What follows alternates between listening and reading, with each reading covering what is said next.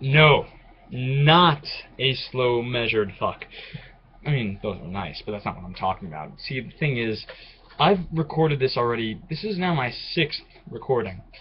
Because I recorded it once, and it just didn't take. I recorded it another time, and I accidentally deleted it, for which I'm probably going to kill myself later tonight. And then the third time, I was trying to get through it, and I was just like, I can't do this anymore, I can't do this. So I let that go. The fourth time produced what you just saw. And it cut off in the middle, and I thought, and it gave me an option to reconnect, and I thought the video would just, splice together, maybe have a dark patch, but no, it just stopped after that. And there were another like 7 minutes of video after that initial 4, but that's gone now, and there's no going back, much, like the Sick Puppy song. But anyway, we carry on because that's how we do it at Alex Studios. Oh. Okay, so. Yeah, as I was saying, that's the issue with this sort of slow, measured way of speaking, because I try and deliver something with some hint of a nuance in the way I'm talking, but it doesn't really translate. I just screw up and sound like an idiot. So yes, we were at the poem. After the poem... God, what happened after the poem? I've done this so many times, I really should have it memorized by now. Well, after the poem, they did the vow thing. They were wed. And it was nice, because I've known them as a unit for 4 years, and I've never actually seen them kiss, so it was a new experience. Then we had, oh, yes, then my favorite part of the story. Iandopolis all over that wedding, because there was a string quartet there, and that string quartet was popping. Because, at first they're just playing the standard ba ba da, and it wasn't a graduation, but you know what I mean. And then all of a sudden, I'm standing there eating my hors d'oeuvres, because the people who were carrying around like those played up, hello, would you like a shrimp popper? They loved me, because everyone else was like, I am here, I have my cocktail, and I am discussing the nature of the arts in today's society. Please, away from me, peasant. But I'm like, dude, you got food, you're my new best friend, and I'm just eating it like crazy. So I'm just standing there eating, commenting on the taste of some sort of salmon puff thing, and all of a sudden it's like, na na na na na, ma na na na na na na, boom boom boom, ba na da da da na na na na na na na. It's Eleanor Rigby. So I'm over there, and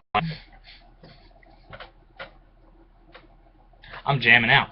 And, but I was hesitant, because I think, okay, Eleanor Rigby, it's a very standard song to play as a string quartet, to show that you're in touch with the times, though, oddly, that's a song from the 60s, so I don't know how you'd feel in touch with the times. But anyway, everyone knows it. So I'm like, alright, string quartet, let's see what else you've got. And they did not disappoint. The next song they played was CeeLo Green's Fuck You, and I played that for the rock ensemble. Actually, no, you don't know that, because I'm turning on the light. No, that's not working, actually, for me. No. Gone. Go, no. There we go. Because, you weren't at that concert, because you were mean to me back then. But anyway, they start playing that, and I'm jamming after that. And the best part of it was that no one else is really paying much attention to them. I'm just doing this so you can see how I'm positioned. My feet show that I don't care about propriety or something. So everyone else is just sort of not paying attention. They're like, yes, there's music in the background, but I'm going nuts. I'm like, these guys are like better than Green Day, man. They're amazing. Oh my god. And they're noticing me. They are noticing me. Notice them. They're like, we got a fan, guys. People like us. And, I mean, they were a very cool group, though, because they were very mixed in the kinds of people that they populated themselves with. They had 4 musicians, 2 dudes, 2 chicks. The 2 chicks were, you had one white woman on the cello, and then everyone else played something that looked like a violin, so I couldn't tell you what it was. It's sad, isn't it? And there was another lady. She was sort of a petite Asian woman with glasses. On the dude side of it, there was a very smooth black guy with a beard, sunglasses, and earrings. And then the other one, my personal favorite, I think he was like the lead musical person. Short Asian guy. I think he was probably Vietnamese or something, because he had that sort of swarthy look to him. He had that long chin beard. And he's very short, but he's just, he's rocking out. So I love that.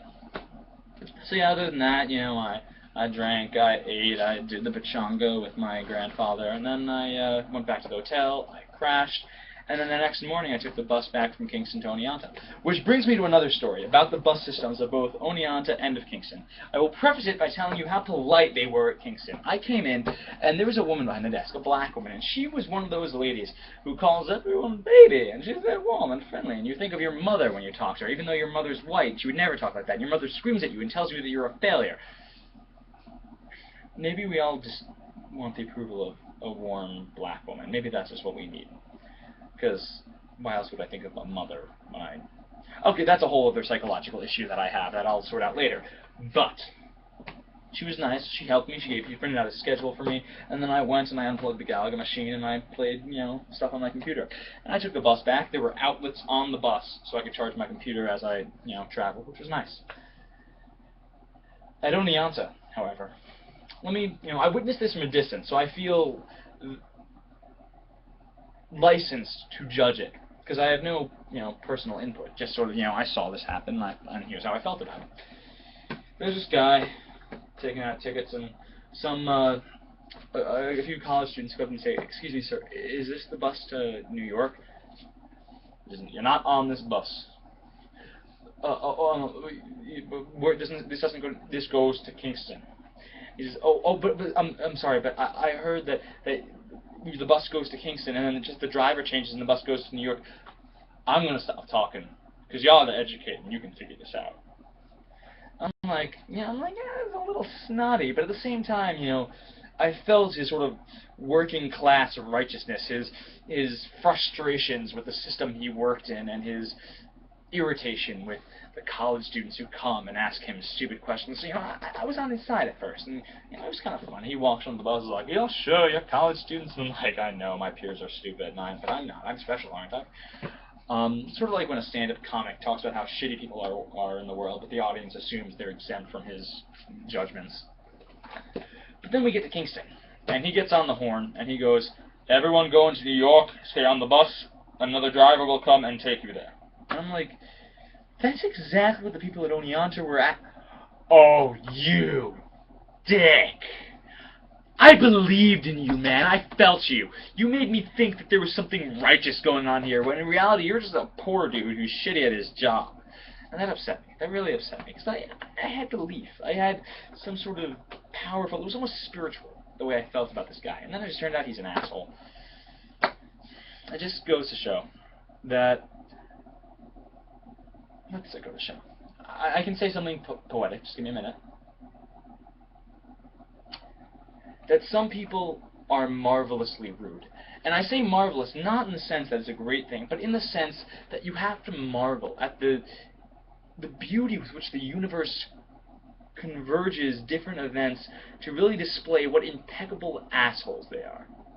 And this was one such event. But then I arrived back at college, and, I continued to be exasperated with the white blonde chicks from suburbia around me, because I already found that we're starting to... I'm fond of them, and sort of like I know them personally way, but I'm beginning to get tired of them, because, these two of them, they left for home, and then they, came back, and, one of them hadn't even unpacked her clothes, that she brought when she moved in, and they came back with even more shit, so much stuff up. I'm like, this stuff doesn't fit in a car. How did you bring it from, bumfuck suburbia to the school, and why did you bring it? Which is an even more pressing question. But I don't know. You should not. I've learned never to question the motives of white girls from suburban New York, because it's like, people say, people are more or less the same wherever you go. There are slight differences, but they are stupid in a way that is amazing to me.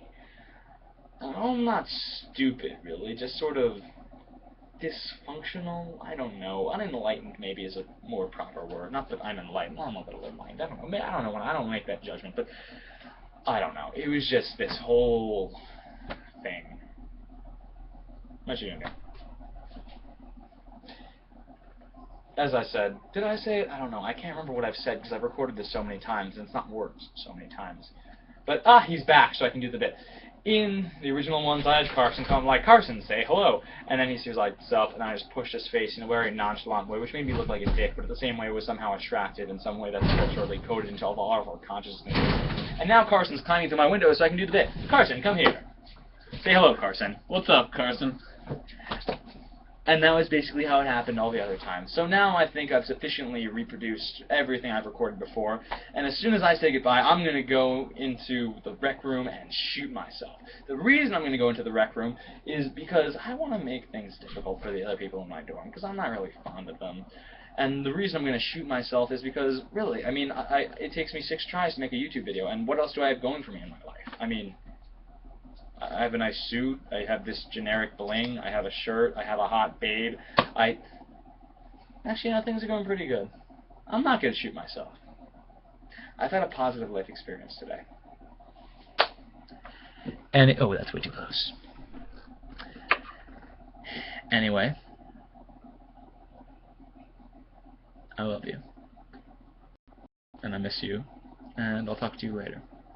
And I'm kind of oddly fascinated by the little bar on the side that goes up with my volume. It's whimsically beautiful in a way. But we're almost out of time here. Actually, we are out of time. Actually, I've been here for like probably over an hour just trying to do this one video, which is really just me standing in front of my camera and being a jackass. And really, where do I get off going on about gay weddings and like talking about, oh, it was gay? Because, I mean, look at my gesticulations. Everything's like all over here and very, you know, sprightly in a non-elegant way. I mean, I think maybe it just goes to show that people who talk about gayness, really, it's just an expression of their own homosexuality bursting out of them. I'm going to wrestle with that on my own, and I love you.